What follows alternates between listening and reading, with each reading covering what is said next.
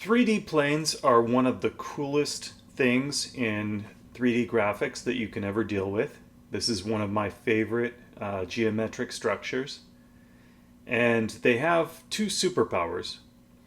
A plane is just, you can think of it as an infinite flat surface that slices the entire universe into two halves. And we have two things we can do with them that are really super powerful. We can find the distance between any point in 3D space to the plane's surface. And we can also determine the intersection of a line with a 3D plane. So you can think of it as a giant piece of paper that's just suspended in the air, and it has an angle that it's rotated at, and it has a position in space, and it's just this giant piece of paper that slices the entire universe in half. Now, the definition of a plane is really simple. It's just a normal and a distance to the origin. So the plane class, it just has these members, x, y, z, and d for distance. The distance is the distance to the origin in front of the plane. So that assumes the plane normal is facing the origin. If the origin is behind the plane, if the plane is facing away from the origin, then that d value is going to be negative. So we can construct a plane several ways. One is to just input the x, y, and z, the normal there, and then the distance for the last value. So this will give us a plane that is pointing up, because the normal is 0, 1, 0, and the origin is 2 meters in front of the plane. So in other words, this is an infinite flat surface that is 2 meters below the origin. So its position is -2 on the y-axis. We can also construct a plane from a single point on that plane and the normal. So if we insert the point first, one point along the plane is an infinite surface, so it has many points, but one of those valid points is going to be 0, -2, 0, right? And the normal is still 0, 1, 0. So that's the point normal constructor. We can also do it with a triangle. If we give it 3 points, any 3 points, as long as they're different, they will form a triangle. And a triangle is like a plane. A triangle has a plane that represents its surface. So here we're taking that position 0, -2, 0. And then we're taking another one that is moved forward by 1 on the z-axis. And then we're going to take another point that is just 0, -2, 0, and then we're going to move to the right on the x-axis by 1. And that gives us a triangle. That gives us 3 different points that form a plane. And all of these actually are definitions for the exact same plane. So let's copy this. And then I will paste this into main.lua in a new Lua project, and I'll show you what it does. So you can see in all cases, the plane that was constructed was the exact same one. 0, 1, 0 is the normal, and then 2 is the distance to the origin. So that's the distance in front of the plane to the origin. So that means the plane is facing up, and it's 2 meters below the 0 point, below the origin. So it's kind of like a big ocean surface that has been sunk by 2 meters. That's this plane. Now we can use the distance to point method to retrieve the distance between a point in 3D space and the plane's surface. It will retrieve the closest distance. So if the plane point distance is greater than 0, that means that that point is in front of the plane. If the plane point distance is less than 0, that means the point is behind the plane. Behind it, like behind the normal. The normal indicates which way it is facing. If the plane point distance is exactly 0, then that means that point lies exactly on that plane. So let's try this example.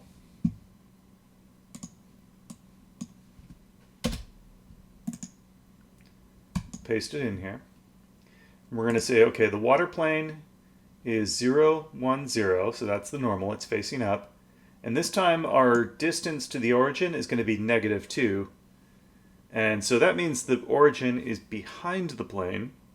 And since the normal is pointing up, this is going to be a water surface that is 2 meters above the origin. And the point that we're testing is 0, 3, 0. So the plane is 2 meters above the origin because the origin is behind it, because that distance value is -2. And we're testing this point 0, 3, 0. So this should be in front of the water plane. So it's going to print above the water because this should return a positive distance value when we call this distance to point method. And it says above water, yes. And in fact, that distance value, that's actually going to be 1 because the plane is located at a height of 2 and the point that we're testing is at 0, 3, 0. So it's 1 unit above the water. Let's just try another one. We'll try 0, 1, 0. So that should be 1 meter below the water. And now it says below water, yeah.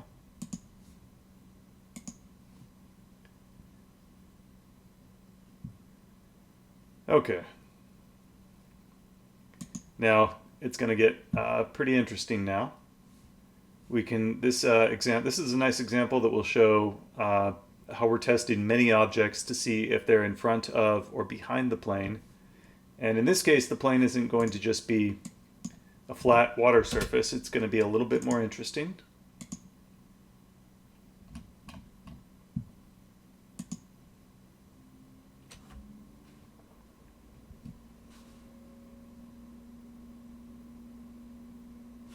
So this visual mesh here, this represents the plane, and that tells us where it is. And you can see, depending on whether the center of each sphere is on one side or the other of the plane, it's changing colors.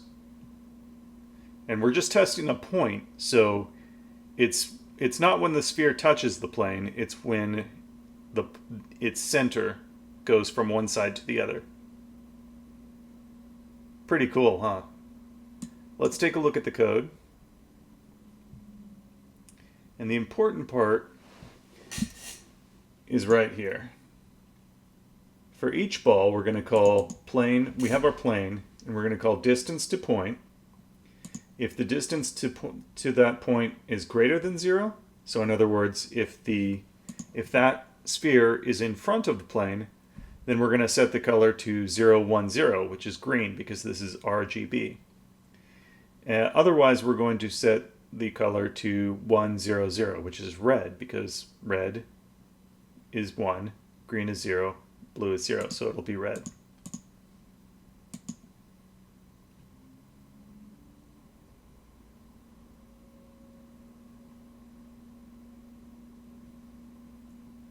So these objects are in front of the plane, so the plane must be pointing this way. And then the red objects are behind the plane, so this is the back of the plane. So our plane is pointing to the left right now. Well, that's very cool, but what if we actually want to test if the sphere intersects the plane? And not just, you see how it's just going through the center and that's when it changes? What if we want to test the whole sphere? Well, we can do that if we just modify the plane. We don't have a sphere intersection test, but we can modify the plane. And to do this, I'm just going to take our plane and I'm going to add 0.5 to the distance value. And that's just going to shift the plane a little bit. And we'll see what effect that has.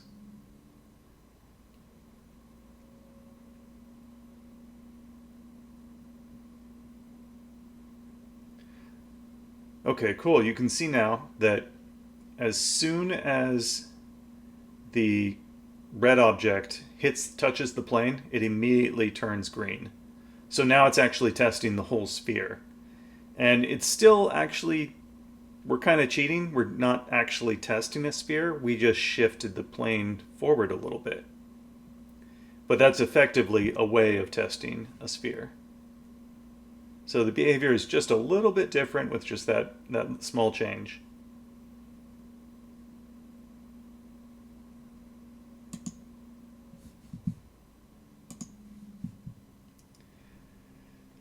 Okay, we can also find the intersection of a 3D line and a plane.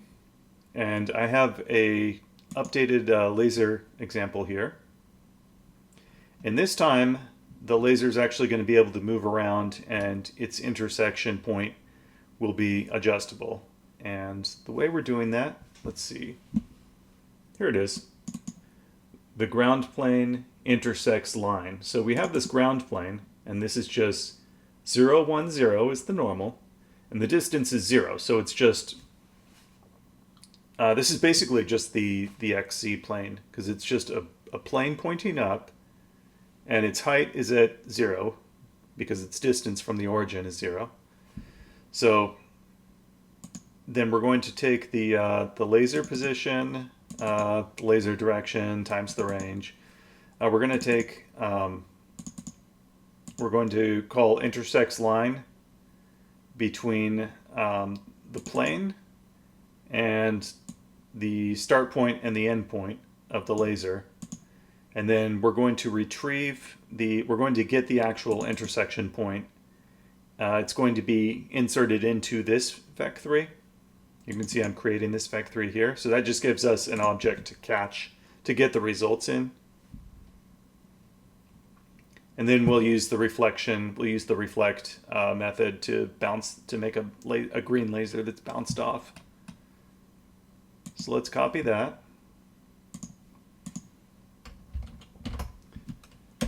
And we'll paste it in.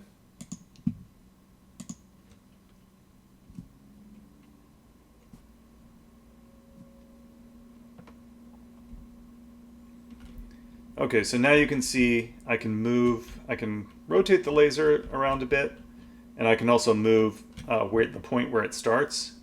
And I'm getting this vector, and then I'm finding the intersection point of this vector and the ground plane, and then I'm using reflect to bounce the green line off. So this is a little bit more powerful example of a laser bouncing off of a surface. Now we're using, instead of just knowing that it's going to be aimed straight at 0, 0, 0 and it's bouncing off, this time we're actually getting the intersection point from this vector and the ground plane, which is represented visually here with this gray flat surface. So that's plane line intersection. All you have to remember is that you can always find the intersection of a line and a plane. And it's also possible for this to return false if the line does not intersect the plane, which not all lines will, then this will return false. If it does intersect, then it will return true. Okay. Now this is very, very cool. A convex shape is a shape that looks like this. And a concave shape looks like this. So in other words, a concave shape can have surfaces that face each other. So in other words, it can have a cave, something that sort of looks like a cave. A convex shape, all the surfaces face out from each other. It never goes inwards like this. Well, each of these edges here, even if this is in 3D, we can define a convex shape with a series of planes, even in 3D. Each of these edges here could be a plane. There is a plane for each of these edges. And we can define a convex shape as the volume where a series of planes that where it lies behind all the planes. Let me show you what I mean. So here's a field of objects, and we've got this plane dividing it in half. So the plane must be facing this way if we're making all our green objects in front of the plane. Or we could say green is behind the plane. It doesn't really matter. But the plane is dividing the entire field in half. What if we add two planes? Now we divide it in half, and we divide the remainder in half again. We have this left over. What if we have three planes? Interesting. Now we have this convex shape,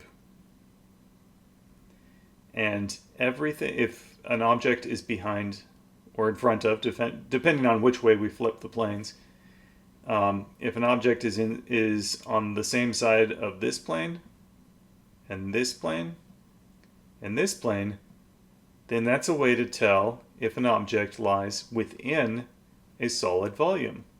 And that right there is the basis of constructive solid geometry. If you want an easier class that already has a lot of this functionality set up, that's the brush class. The brush is a type of entity. It's made up, it has multiple faces, and each face has a plane.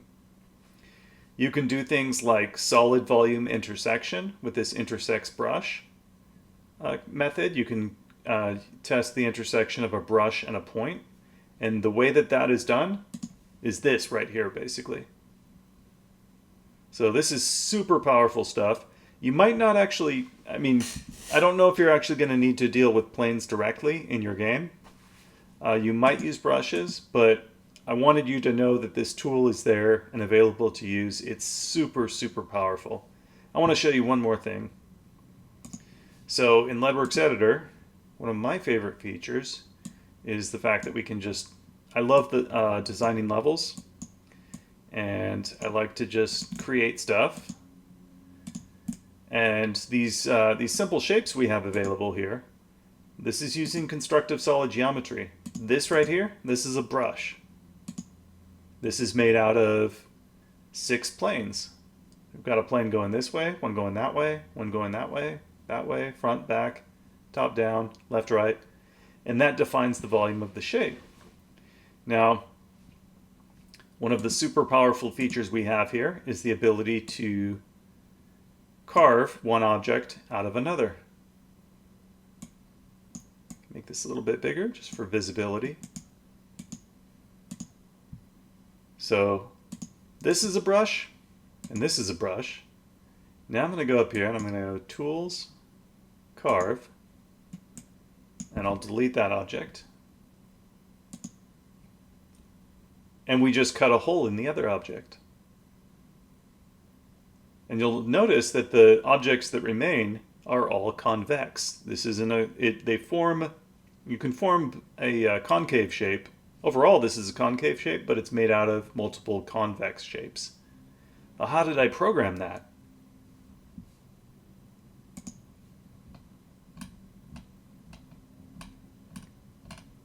I used this, the plane line intersection test. I took the edges of this object and I tested to see if each edge went through the plane of this other object. And if it did, then that gets sliced. So that's a simplified explanation, but this stuff is really super powerful. I also use planes for stuff like this. This tool right here. When I select this and I move it around,